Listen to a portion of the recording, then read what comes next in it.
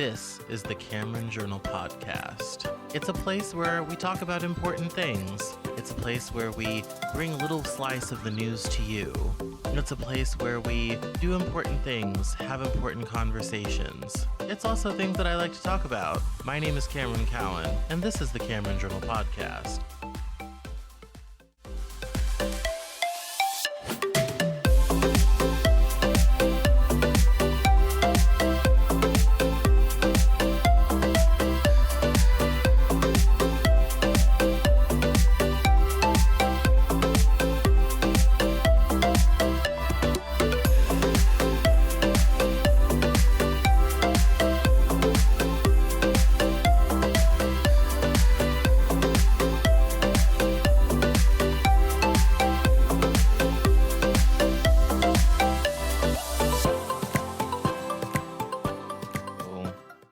Oh, really? Oh, Yeah, oh, it so says it'll recording be in progress. available. Okay, so we'll be able to share with me then. I'm not Yes. stressed. Yeah, Yeah. So, all right, excellent. Yeah. yes, we'll start from the beginning here.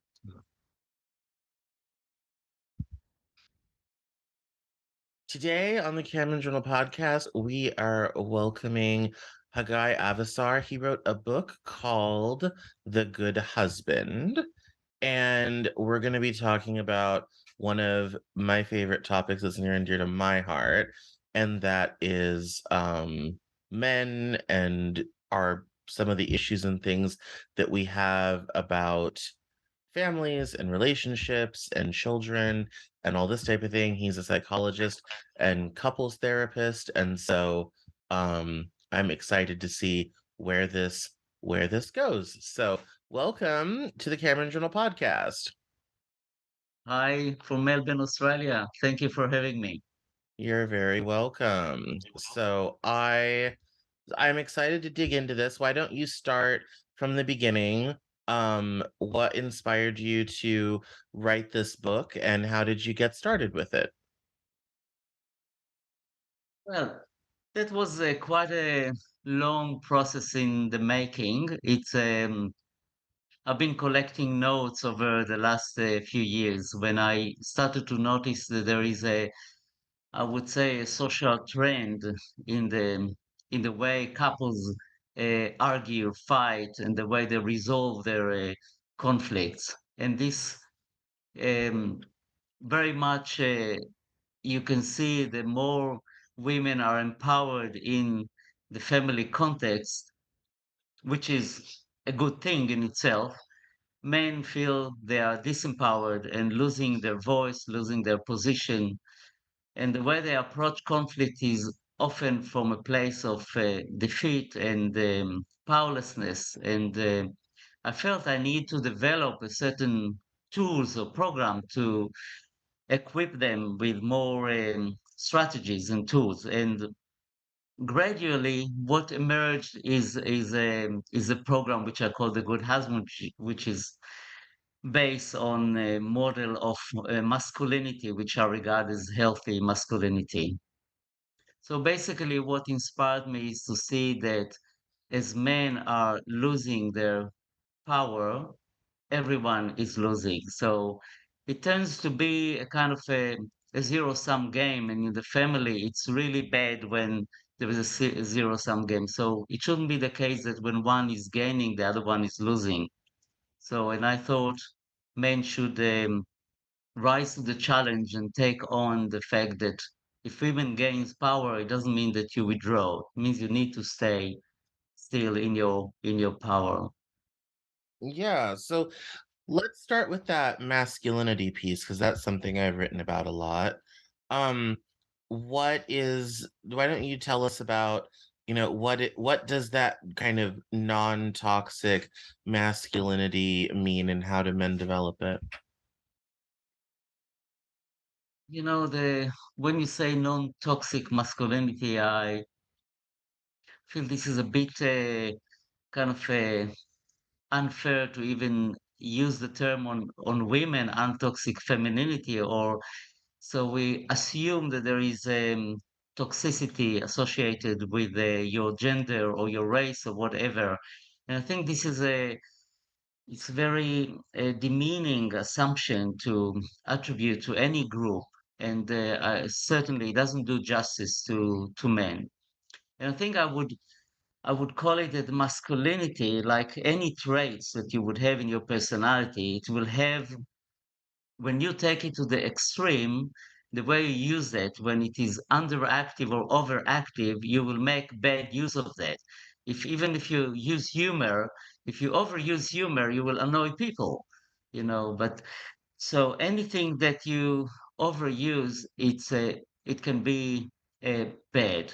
So so it's wrong to talk about it as toxic. But if you mean to reflect on what are the strengths that are associated with masculinity, there is literature on that, of course, and you've got much to say and write about the healthy and useful kind of masculinity that benefit families, and this is what the whole book is about. So the way I develop that is that to take what literature is telling us as core strength, and there is much literature as strength that associated with masculinity, and make a model based on four archetypes, which I call them the king, the lover, the magician, and the warrior.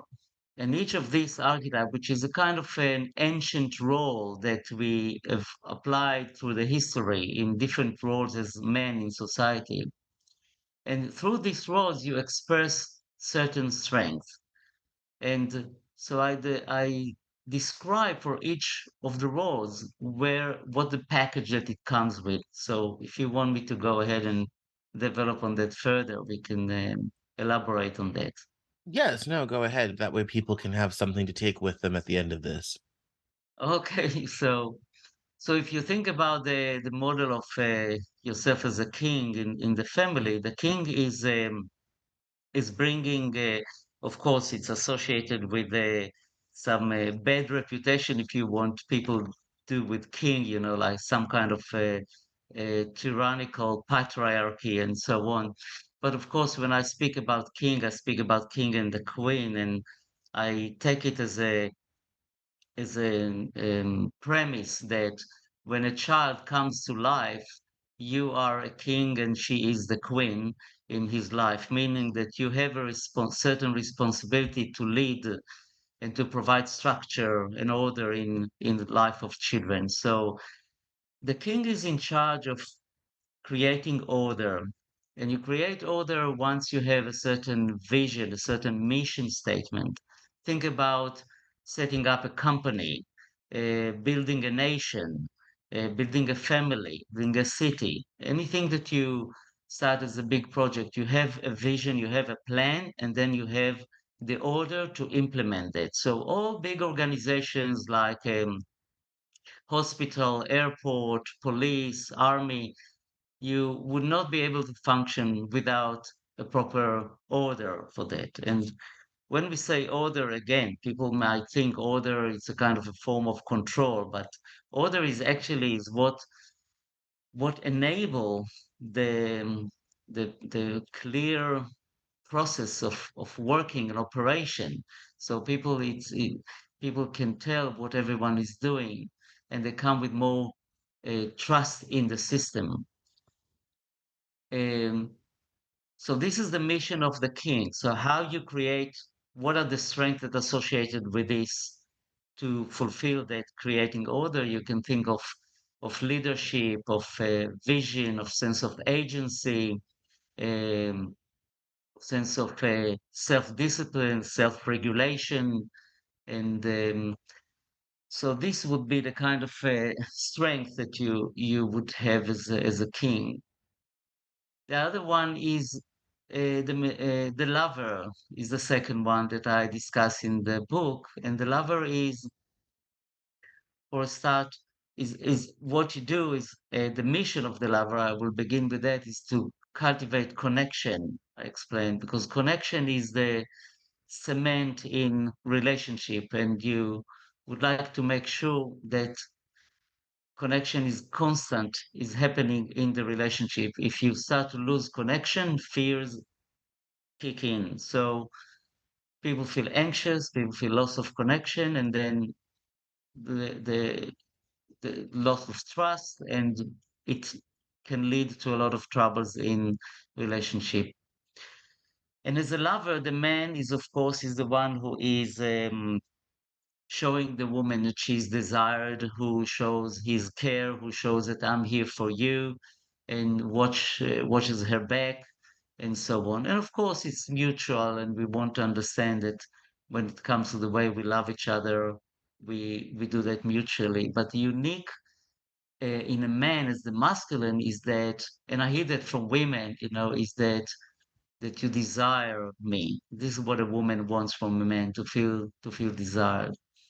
The third is the magician, that the magician role is to transform reactivity, and reactivity is probably the biggest enemy of all relationships. So people tend to blame each other, and I blame reactivity if you want, because reactivity is what happens when you have romantic relationship, because your partner is the very person who would take you to your innermost childhood experiences and vulnerabilities that you easily get triggered there. And reactivity is what happens to us when we are attached. So this is the whole attachment brain. And the magician is your capacity to observe, to be scientist that you just notice, and you're non-reactive but reflective. So the magician qualities, if you want, are the stoic in you, the one who is a curious researcher, scientific, a bit detached, from the object of investigation.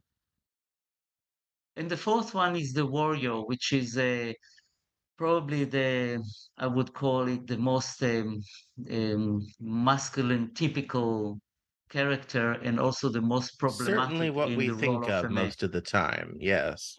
Yes, yes, exactly. And the warrior is the most obvious, but is also the most tragic of them. This is where the greatest confusion here, and the confusion.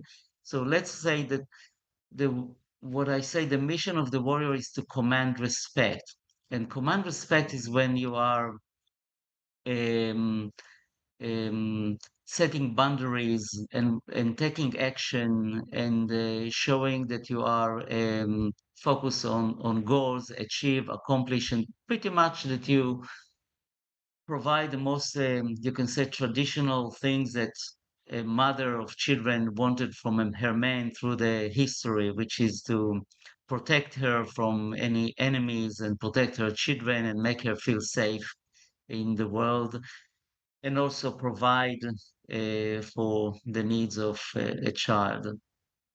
And it's interesting to think about the warrior as, when I say tragic, is that um, women often, when you said earlier, you mentioned the word toxic, women refer often to the toxicity. They mean that a person is overly warrior and alpha male, which means very aggressive and domineering and controlling and so on.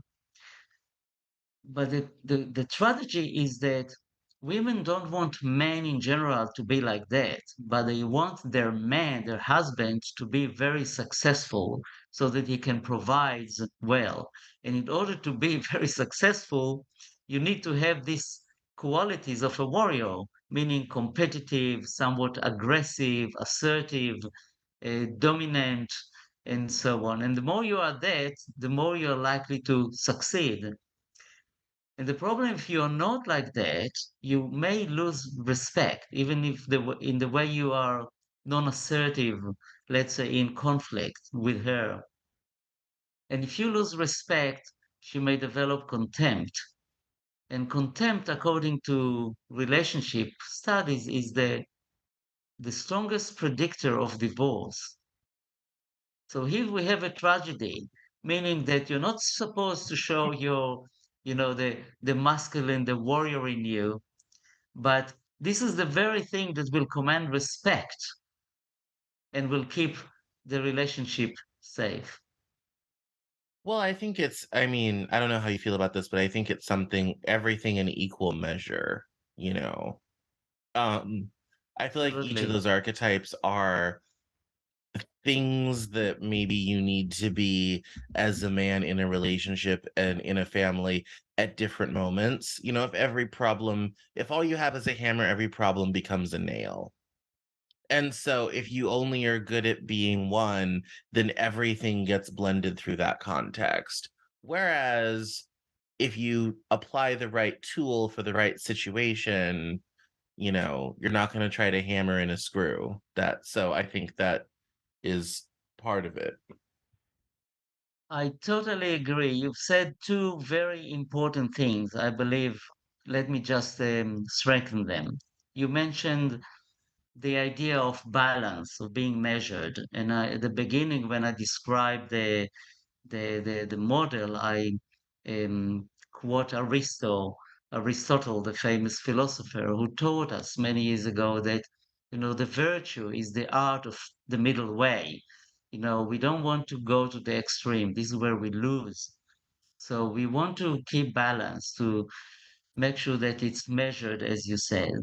The other thing you said, which is very true to, I would say, all relationship, is regardless of your knowledge and your wisdom and your tools, in the end of the day, you want to match it with the present moment, meaning the unique context, the unique person, the unique needs.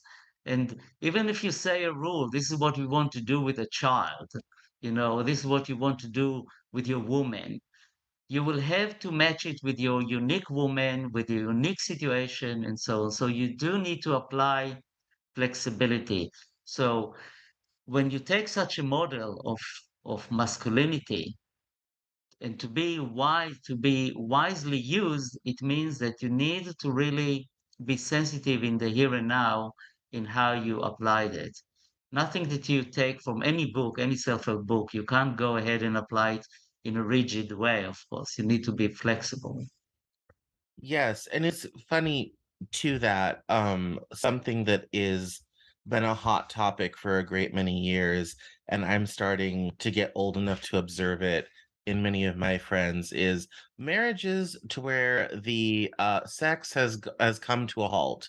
I was just talking with one of my friends the other night, and her and I were kind of having a private laugh about how many of our friends um are married and not sleeping with each other. And her and I are the opposite. I mean, I in my last relationship, I we had sex the night we broke up. Like so that and like that was we're just total opposite. She just got divorced, and her husband were moved out and hooked up for 6 months before they got divorced. So we're like, we did like LOL can't relate sort of thing. So we're kind of joking about like this is such a weird thing. And it was one of the things that you had brought up in your press packet. So I thought we'd dive into that and see like what causes a dead bedroom and how do you come back from that? Or can you?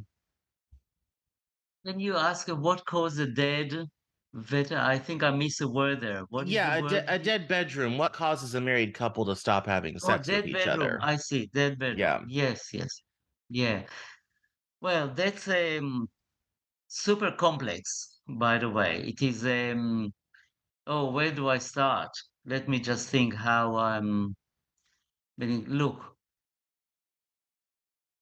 generally speaking, I will start from the top. When couples start to drift away, to lose sex or talk less or connect. I put it under the title of connection. Sexual expression is one of the ways we connect. When you begin to lose connection, try to look not for what just happened yesterday or in the last week. Try to look for what did not happen in the last few weeks and few months, meaning that you stopped connecting with each other before you arrived in bed. So you stopped connecting emotionally, you stopped spending time together, you stopped socializing with others. In many levels, they started to create distance. And the mechanism of of sex is different to men and women. We understand it.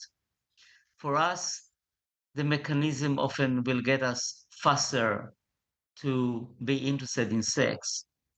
And for a woman is of course is a build up, and it's often made in the context of relationship, meaning in the context of how close and safe I feel with my partner. And you can imagine the million things that can get in the way to interrupt in this closeness, in this connection. Just take, for example, raising children. I'm a mother. I come in the end of the day, I come from work, or even if I don't work, I stay with the kids. They exhaust me. I feel frustrated. I feel often alone. So what do I need more than anything in the end of the day for my man? You know, now think about Relief. you as a man. Sorry? Take relief. Take the kids for a half hour. That's Yes, or even if you don't take, but even if you just spend time with me to just provide me the comfort or listen to me or connect with me. Now think about you as a man coming from your work and you're exhausted. What do you want more than anything when you're exhausted from your work, busy work? Is it to listen to your wife talking half an hour about her issues?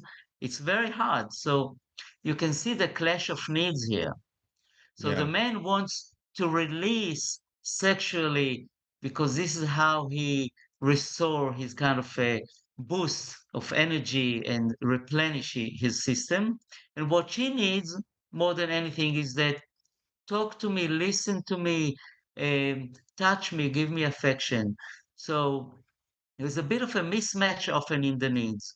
Now, wise couples will find a system. This is where we come back to the sense of order that I said. The king and the queen will find a system that will facilitate such moments that make sure that there is connection, that they create connection, such as once a while go on a holiday, once in a while go regularly on a date, fortnightly have a babysitter or something like that, or once a month go on a break. And if you're lucky and you've got your parents nearby who can babysit for you, and you can have a night out or a weekend away, this is the best. And this is why couples do need help of their community and their family around them so that they can I'm so glad you facilitate said for that. them. Yeah. Yeah, yeah, No, no, I mean that is I know so many people now who are like, "Oh yeah, we're moving back to wherever to be near her family because we want to have kids," sort of yeah, thing. Um, so that is definitely a real thing. And having, I think one thing that we struggle with in the United States is, especially if you are middle class and above, like we move away for jobs, for careers, all this type of thing. And when it comes time to have a family, you don't have that extended family support. Or in my case, you come from a super small family and there's nobody around because I'm an only child, so no help there. All this type of thing. Um and so that kind of makes it really difficult to, have and start a family, because it's like either you're going to have to sacrifice your career and do something completely different to move back to where family is, or and many people in this country are just choosing not to have children. Um which makes the government very unhappy because our birth rate is falling. So, um that's, as is true for yeah. every OECD wealthy country. So, um I'm so glad you said that because that's so important. And it leads into my next sort of problem, and that is monogamy. So I wrote a kind of semi-viral article called Serial Monogamy, where I talked about, going from, one relationship to another and how difficult that was, and if humans should even be monogamous, if this is if this is even works for us. I don't know. It has been my observation, for as many friends as I have in the dead bedroom category, I have at least as many friends who are openly or not, quietly or not, stepping out of their relationship to seek sex elsewhere. And it has become my considered conclusion. Um, I don't think monogamy really exists. I think it's a nice fantasy. I think it's a nice ideal. I don't think it actually exists. It's a bit of a lie. What do you think about that? Well, when you say I don't think it exists, do you speak certain statistics, or it's yeah, or your observation that people are cheating on each other? That's I think Oh, what you this is mean. just my little observation. I don't have any data to back that up. So Yeah, I don't, yeah, it'd have to be a yeah. self-reporting survey study. How would we track that? But no, Yeah, it's just been my observation in I like see. Yeah, reading stories online, talking to friends, yeah, all this type of thing. yeah, I just yeah, don't feel like it exists. yeah, yes. Look, let's um, let's separate sex and commitment here. People may look for sex elsewhere when they are frustrated, particularly men that need it often more. Women, when they have an affair, is the research tells us that they do that for emotional needs. They seek connection, they want support. Men do their affairs because they're sexually deprived. So it's different motivation here. But the story of monogamy is pretty much not even a choice, I would say. It's very ancient instinct that within all of us that comes with one agenda. And the agenda is the agenda of the attachment mechanism that it's running the show in the back of our brain. And the attachment mechanism has got agenda of keeping us secure in this world. And you feel secure when you have one person that you know that is watching over you, watch your back, is there for you, knows everything about you, will be there for you in time of need and distress. This is how we feel secure in our life. When you are young, of course, the parents, if you are lucky, you grew up with good parents, they will provide you the security needs. When you are an adult, you will have that one person that is supposedly there for you unconditionally. And this commitment is what makes us feel secure in life, secure in relationships, secure when we go to job, when we go to our work, come back home, and we all need that. This is no doubt. It's not my invention or my theory. This is a well documented in research on attachment and what we expect in loving romantic relationships. Yeah. So monogamy is it's very much how nature has designed us um, to find in a partner exactly that the needs for secure, long-term, committed relationship. Yeah, I Now, mean, it doesn't I mean that yeah. yeah, when we drift away from that, it means that the sense of security has been broken. For example, if a man or woman they feel that the partner does not meet this basic need, for example, as a woman, I don't know where you are. Where are you going at night? You don't tell me. I notice you're spending so much time on your mobile phone and you often hide it from me, you know. So, and I notice you lose interest in me. You're not interested. You don't desire me anymore. All these things bring some fear in me. Now I'm not secure in the relationship with you. And as a man, if you don't engage in sex with me, so I don't know whether you really show interest in me anymore. Should I go and seek elsewhere? So there are many things, small and big, that may get in the way to damage that sense of security. And when I don't feel secure, it's as if you betray the whole project of attachment. You're not there for me. And then I start to look elsewhere. But of course, this is not the ideal for us. It's not what really makes us happy in the end of the day. What makes us happy is secure and satisfying relationship. Yes, us and swans who mate for life. Um, it's just I don't know. It's kind of tough because I look at the animal kingdom, and long term mating is so rare. You know, it's like us swans. Even if you just limit the conversation to the large primates, you'll be pressed to find a species that has the type of, dating for long, relationship for long periods of time, all this type of thing. Most of the time the women, are doing like elephants. The matriarchy runs the group and the men come in and make the kids and then are promptly sent far away, sort of thing. Um, and I feel like culturally, at least in this country, I feel like that's what we're kind of starting to move towards socially. Like as crass as this sounds, I think a lot of women are moving beyond their need for men.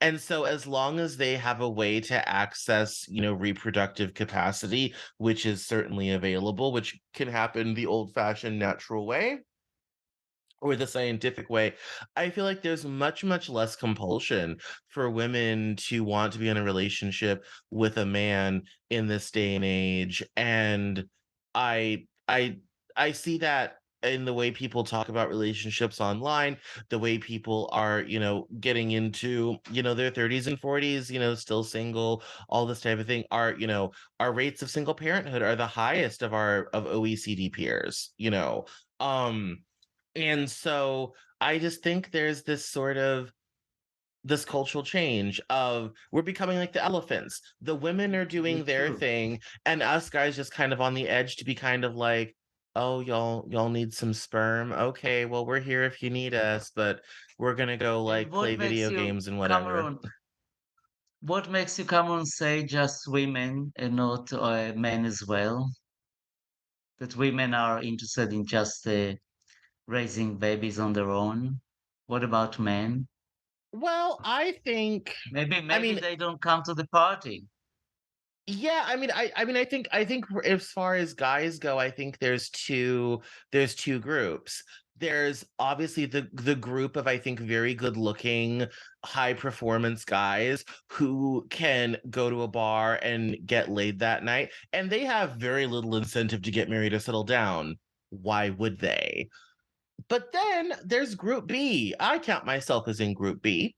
We want our person. Like me, looking at getting back together. This is to be personal for a second. Me and my ex-girlfriend are having some conversations about possibly getting back together. And I told her flat out, I'm like, I'm ready to settle down. I want my house. I want my person. Like, I'm done. Like, I've had my fun. I've gone and I wrote a post about that called Memoirs of a Man Whore.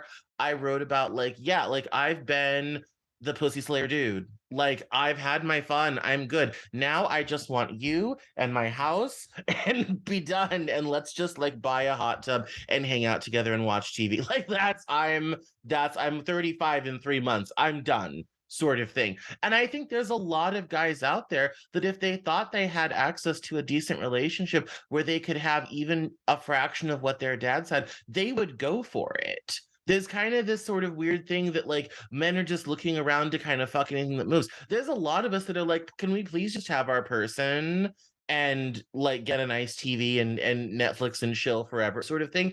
And so I think I think at least in our country, there seems to be this disconnect. You have this vast majority of dudes that are like, "Oh my god, please date us. We really just want to settle down." And all these women that are kind of like, "Well, I can't get a high value guy, so maybe I just don't need men anymore." Like, I don't know. And maybe it's just my observing of online narratives that have very little reflection of reality, but like that's the conversation that seems to be happening right now. Um and so You're right. so I kind of struggle with, how does that jive with these sort of old-fashioned, older ideas of relationships? I say as someone whose parents have been married for 28 years, who kind of they're Mm. doing the traditional way. So Cameron, you describe what I observe as very sad, I would say, kind of phase in our evolution, as genders, as sexes, is it's tragic. It's a spiraling further away from each other. And in my observation, we betray each other, as sexes. Yeah. We betray each other in the way we care for very primal needs. So it begins with, well, there are, of course, various theories and ways to explain that. And let me offer some of my ways to my observation is, for a start, I think there was a big effort to blur the unique differences that are based on gender, so much so that we stop acknowledging the very unique needs and primal needs for you as a woman and for you as a man. So what happens is that as as a woman, if I need to feel safe in this world, I need to feel secure. And I come to relationship and I see such a rate of divorce, I wonder what is the chance that I will really stay with my man in the relationship long term. So I may lose that. And as soon as I go into a conflict, I start to panic that this conflict will lead us to the edge of the abyss, like many couples around us, that we will separate. Now think about it. What happens when you come to conflict with the knowledge that we can go to the abyss and fall and it's over? So how willing I am to argue with you, to go into fight? Maybe the next thing is that it's over. So the ease and the quickness and the speed, like couples say to each other, partners say to each other, like, so maybe it's not working. Maybe you should just divorce. Okay, I want to separate. It's not good. So do you want to separate? So people just throw that in such a speed. Now you need to think about it. Like, what does it mean really? I'm in a committed relationship with you, secure. Suddenly you say that. I often say to partners, imagine that you say to your 7 years old child who is running wild and out of control, and you say, if you continue to do that, I'll put you in a foster family. Yeah. If you do that, this is emotional abuse. But it's inconceivable parents would say that to the child to use such a threat. But if you said it once and you come and you say, sorry, sweet, I didn't really mean that, forget about it. The child carries this threat every night. What does it mean, foster family? Where will I go? You know, you planted a seed in his mind as a 7 years old. Now he lives in fear. This is what couples do to each other. Remember the whole idea of attachment and security. Now, Right. because we have now history and statistics around us. People just separate like that. So if I have a fight with you, it's not like in the old days. We have a fight. Let's fight. Let's argue, shout, and then make up, and move on. Today, conflict, the slightest sign of conflict is such a mega threat on the relationship.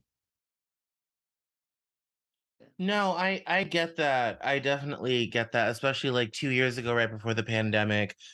My ex and I broke up. A dumb fight over something stupid that shouldn't have been a thing that became a whole thing. I said stuff. She said stuff.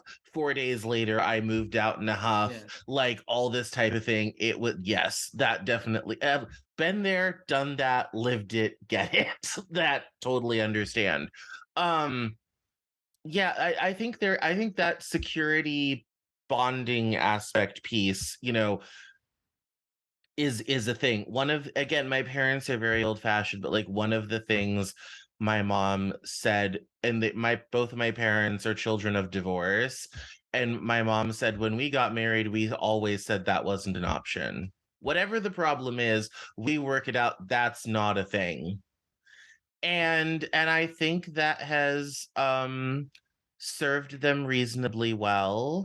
Um there was a hot minute where I thought maybe that wasn't going to be the case, but that seems to have served them fairly well. But it's a very, I mean, I grew up kind of religious and evangelical and old fashioned. That's a very old fashioned idea. um that isn't necessarily in harmony with, the attitudes we have today. So, but I agree with you. I think there is, you know, the sort of casual disposability of relationships makes it very hard to feel emotionally secure. Yeah, that's exactly right. What happens is that we are not approaching the whole project of family and marriage with the same level of trust and faith that we used to have. Yeah. Yes. So now I kind of want to sum everything up because we're coming up to the end. But so I want to kind of ask you about, you talk about masculine strengths to benefit your family. What Let's talk about those benefits. When a man is in his strength and in his power, what happens within the family that's so beneficial? Well, let me, when you benefit someone in relationship, you're doing two things, like, and I follow the basic blueprint for relationship, which is the parent and child. When you do something in relationship, any relationship with your partner, your child, or anyone, you need to do two things right. You need to understand their needs, meaning that you really recognize the cues, and you need to be sensitive. This is the measure of sensitivity. And next, you want to respond to that correctly, effectively, to what is the need, and then I am responding. So to benefit your family, meaning that you really learn what your wife's needs are, what the needs of your family, the children, as a family from you as a man. And this is what I explain in the book. First, understand the need on a deeper level, and then tailor to this need the right intervention. And this is the kind of tools that I offer men. So you need to respond to that as if you're serving their needs. You hope that it will be match the same idea. It's as if the trade-off, the agreement is that I will look after you and care for your needs, and you do the same to me. This is the ideal in relationship.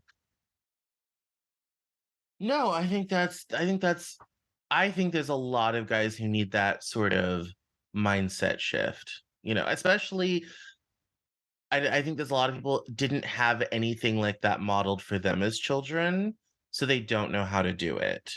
And I find that in my own self in terms of if you didn't see it growing up, it's hard to create that for yourself. And it's not even a failure of imagination. It's really a failure of nuts and bolts. How would I do that? I don't know what that looks like. And so, things can get a little nuts. But that definitely makes sense. So, when it comes to kind of making a good, solid, and positive family life in all your years of doing couples counseling and all this type of thing, what's the secret sauce? Is there anything about the couples that make it long term that makes them different from everybody else? Oh, well, there's a lot of research on that, and Gottman is the master and the guru for all of us as couple therapists. We learn from his studies and research, and he tells us for, one of the secrets. And I'll just quote him when he was asked, "What is the one tip you would give couples from your research?" And I will have to rely on him as the guru of studying, and he says, make sure that the ratio of positive negative interactions is 5 to 1. So meaning that if you have an emotional bank account and you deposit and you withdraw because you fight, which is natural, it happens, and then you compensate by creating moments of positivity like hug, laughter, going to travel, sex. So it's okay to fight and have conflicts. It happens natural. You don't choose that. It happens. But your goal is to intentionally choose, and this is the king, coming back to the king, intentionally to choose the positive interactions, meaning to just go and spend positive, good time together, have more laughter, have more social, pleasant experiences, more affection, and so on. Excellent. Excellent. No, I think that I think that summarizes it. I think some of our best moments are, doing that. And I think that is, yeah, a 5-to-1 ratio. That does sound about right. Like, if you keep the bank account full, then when you have to make a withdrawal, then you're not at zero. So, or in the negative. Been there, done that. Yes. So excellent. Well, thank you so much for coming on the Cameron Journal podcast. Why don't you tell us where we can get the book and how to connect with you online? Well, with the website is simply the goodhusband.online, not .com or .online. This is where you'll find me and you can connect with me. And the book, of course, it's on Amazon. It's funny that the name The Good Husband, when I started the program, I wasn't aware that there's so many The Good Husband titles. So you won't find when you write The Good Husband just my book. There's hundreds other books. But if you put the subtitle "How to Use Your Masculine Strength," then the name of my book will appear. Well, and But the don't anybody website will worry be. because we're gonna have the link in the show notes, so and in the description, so it will be very accessible. But thank you for coming on the Cameron Journal podcast. Thank you for having me. It was a pleasure talking to you. Thank you, Cameron.